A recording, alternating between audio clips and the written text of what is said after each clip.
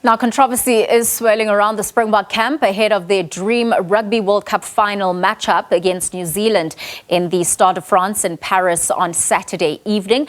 The Boks are tucked away in the commuter belt, which is north of Paris, trying not to let the pandemonium regarding allegations of racism, which have been leveled at Boks stand-in captain Bongi Mbonambi, affect or derail their preparations heading into the final. Simon Burke and camera operator Themba Boikanyo are live from Paris. Simon, let's get the latest from you. Ollie, I can tell you the streets of Paris are freezing cold now. The temperature has dipped.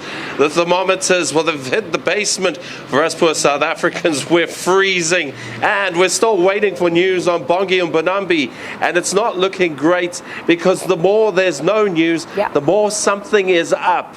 And I think as South Africans and as a Springbok team, we've learned the hard way that you never take it for granted that anything in world rugby is going to go according to rationality.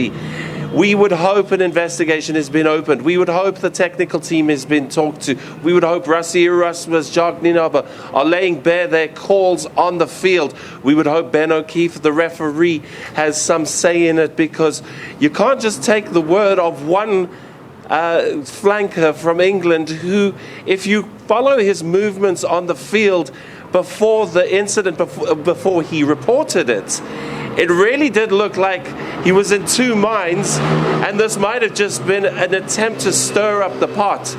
But yesterday we did hear from the Springboks. We saw the Springboks in training. They looked happy, they looked content. Bongi Mbonambi was with his teammates.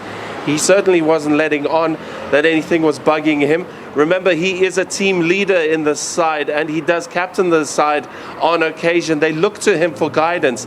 So if anyone was going to make any calls in the match, and if anyone was going to organize defenses, rush defenses, tell the players which side to be more vigilant on, it would have been him. He's the general. He's in the trenches along with the team. He gives no quarter. He accepts nothing less than the best. And now England are dictating play when they have no right to, because we're meant to be preparing for the All Blacks. We can only hope that the Springboks are a very cohesive outfit, and that they know that this is gamesmanship, that they know that they can't let this get in their head. Remember, Rassie Erasmus is a master tactician himself, so they just have to play what is in front of them. And obviously, from the All Black camp, it's been nothing but plain sailing. We would hope the South Africans will get the same. And we do know that there's a mutual respect amongst these two teams.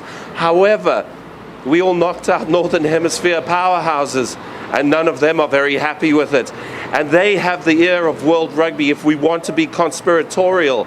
And that is why you release a statement the one day, unsettle everyone, unsettle a nation, have everyone dredging through the gameplay, turning up their speakers, trying to become detectives themselves, trying to talk about what language the Springboks make their calls in, which everybody knows is Afrikaans. That's their on-field calls, comes through that dialect. And to an English ear, I maintain, it might not sound very presentable at the best of times, but that doesn't mean that he was doing anything untoward. So the Springboks continue to wait. It is indeed going to be a nervous wait, not only for the Springboks, but the South Africans at large, as we wait to hear what World Rugby has to say on those allegations that have been leveled against Bongi Mbonambi.